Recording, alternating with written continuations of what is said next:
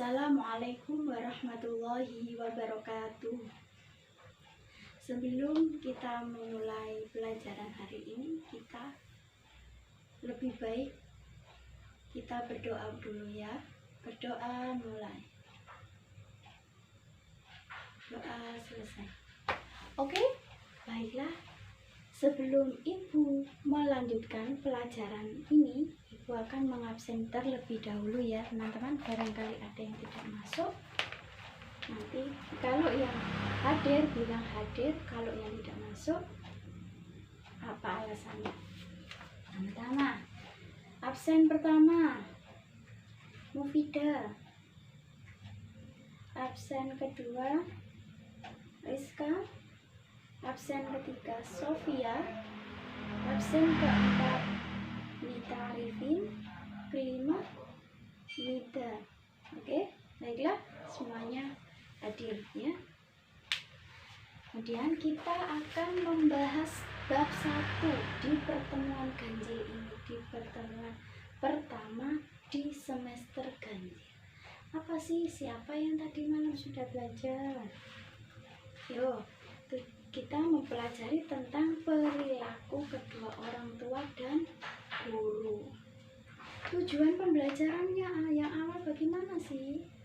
Tujuannya yaitu peserta didik dapat membaca Al-Quran, surat Al-Isra dan surat Luqman. Kemudian yang kedua, siswa dapat menghafal tentang surat Al-Isra dan surat Al-Luqman. Dan yang ketiga, siswa dapat memahami dari isi kandungan ayat Al-Isra dan surat Al-Luqman. Kemudian yang selanjutnya yaitu siswa juga dapat menyebutkan tentang kedua orang tua dan guru, menyebutkan hikmahnya dan sikapnya. Kemudian metode yang akan digunakan oleh ibu guru yaitu metode inquiry, metode diskusi, metode ceramah, dan tanya jawab. Yuk, apa sih metode inquiry itu?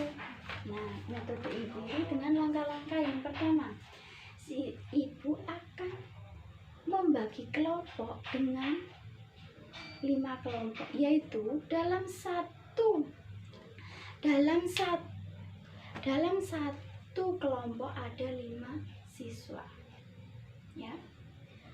Yang kedua yaitu siswa dapat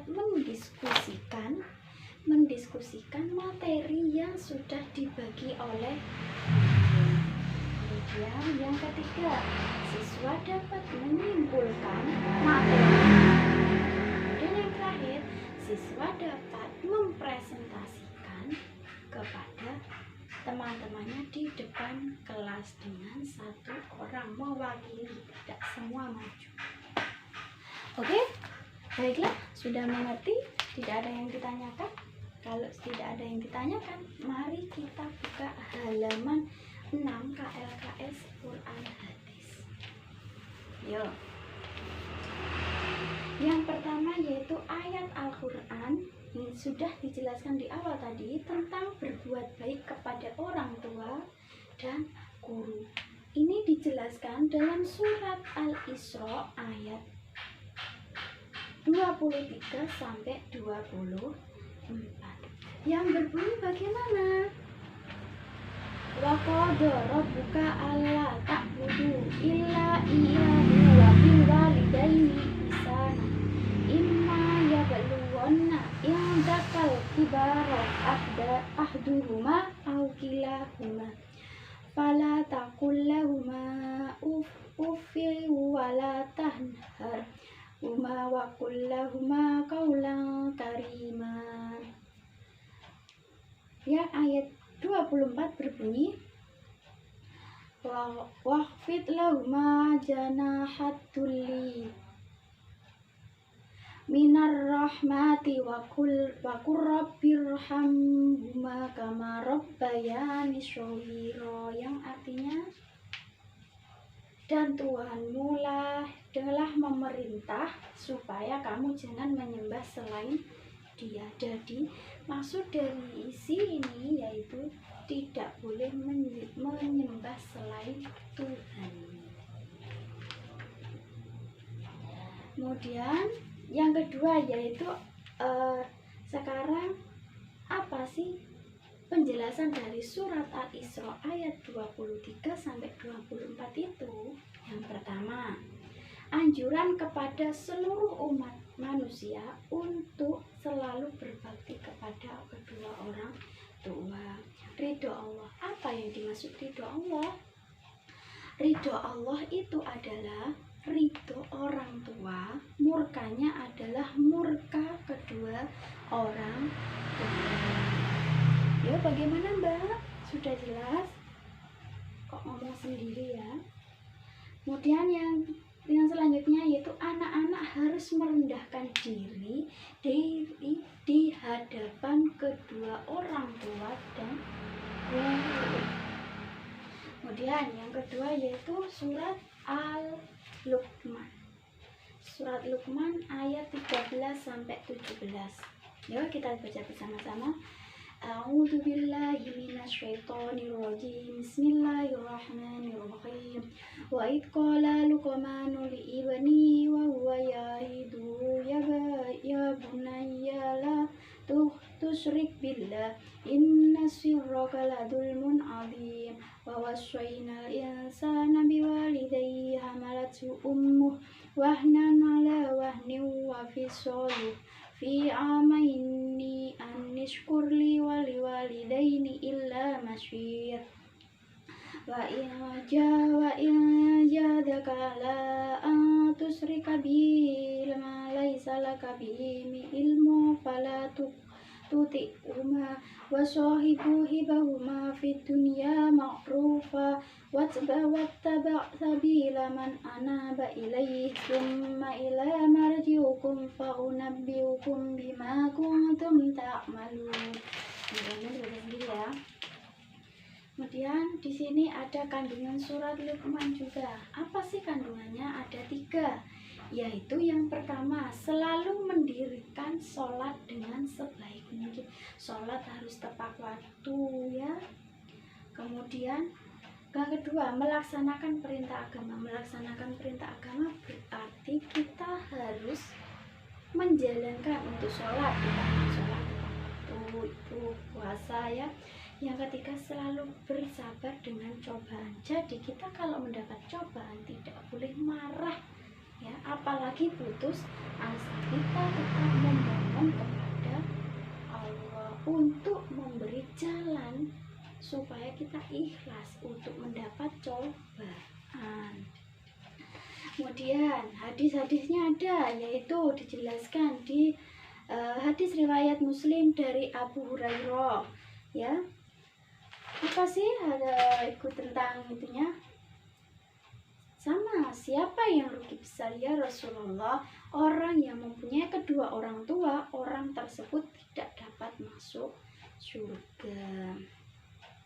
Kemudian kandungan darinya yaitu, kemudian yang menurut hadis riwayat Al-Bukhari dan Muslim yaitu menjelaskan tentangnya yaitu menjaga dan mengurus keperluan orang tua yang telah berusia senja, termasuk amanah jihad di jalan Allah.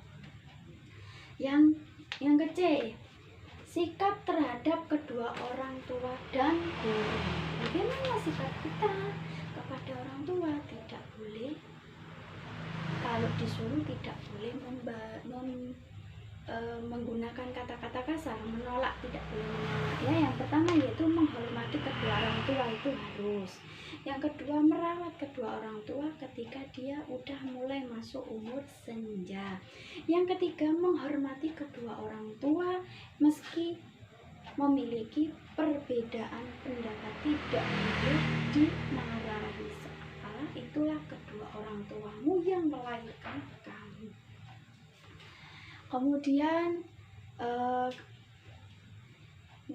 ada juga ya, terhadap guru juga sama, menghormati, memuliakan, serta mengikuti nasihatnya. Jika kamu salah dinasihati oleh guru, kamu tidak boleh meminta atau meweli. Hikmah kedua orang tua yaitu yang pertama, berbakti kepada kedua orang tua merupakan amal yang paling utama.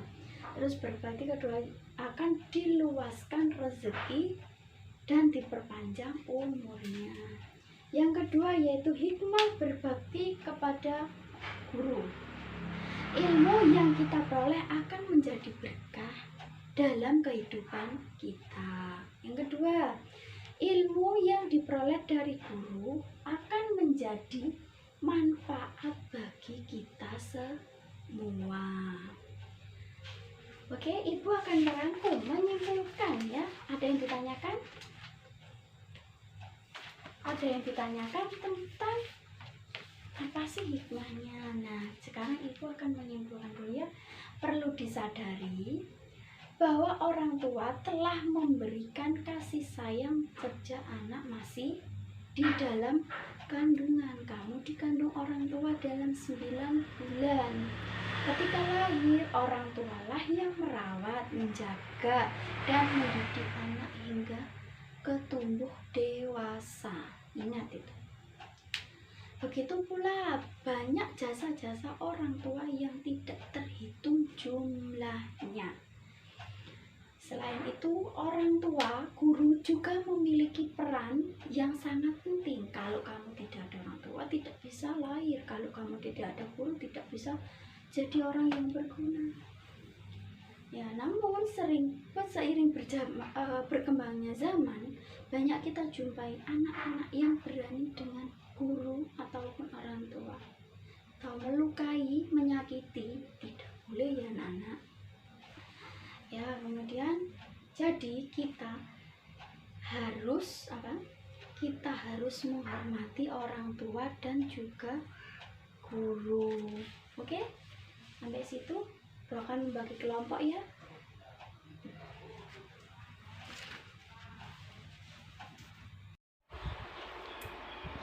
Oke, baiklah. Ibu akan mengakhiri pelajaran untuk hari ini. Ibu ucapkan terima kasih. Sampai ketemu di minggu.